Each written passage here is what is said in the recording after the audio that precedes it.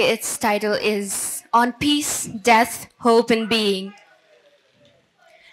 The line between death and utter peace is now blurred, whether from the passage of time at an ever-increasing pace, the same time that sometimes sticks to the same box in the calendar, like a dead fly to a web, or from unending tears over the span of a decade, a lifetime even, I know not. I don't care for this cultural narrative that tears are sacred so long as you preserve them for special occasions, lest they lose their worth. Ask any 12-year-old girl sobbing and scribbling vehemently in her locked bedroom to find out just how untrue that is, just how unjust.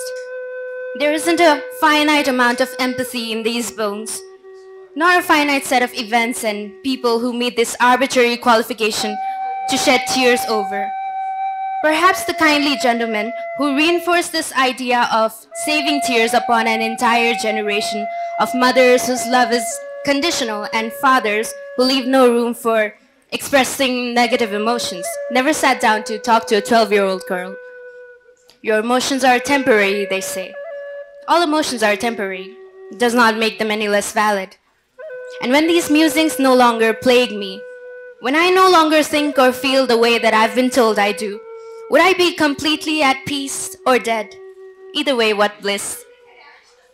Every fiber of my being has held on to that singular silver thread of hope in all its might for the longest time, until it grew dark with sweat, until it pricked and cut the inside of my balled fist, until it gnawed on my raw flesh. I wake up one evening to find my fist empty, scarred, scabbed, and empty.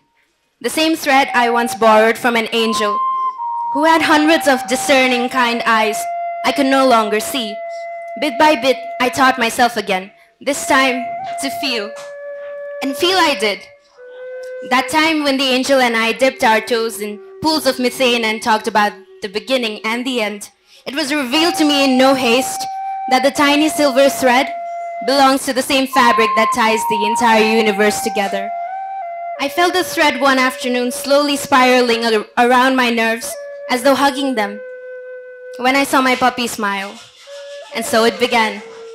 I felt the thread crawling across my veins when I walked headfirst into a rainstorm, and I felt the thread inside me fastening the broken heartstrings together when I heard my friends sing.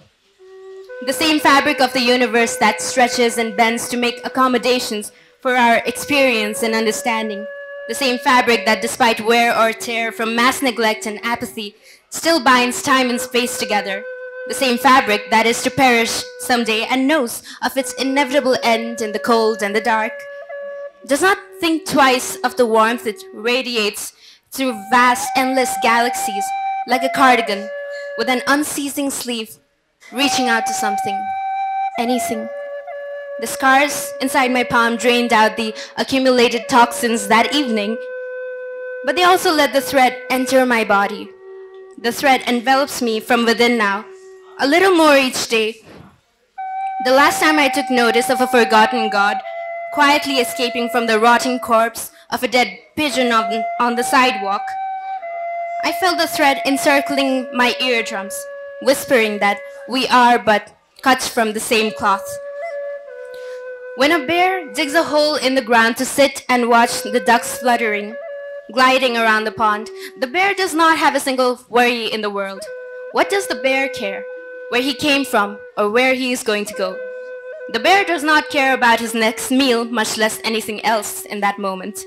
And what does the pigeon care about the insects and rats feasting on her body, desecrating her, defiling her? She does not care, for she is dead. And the bear does not care either, for he is quite simply at peace, watching the ducks.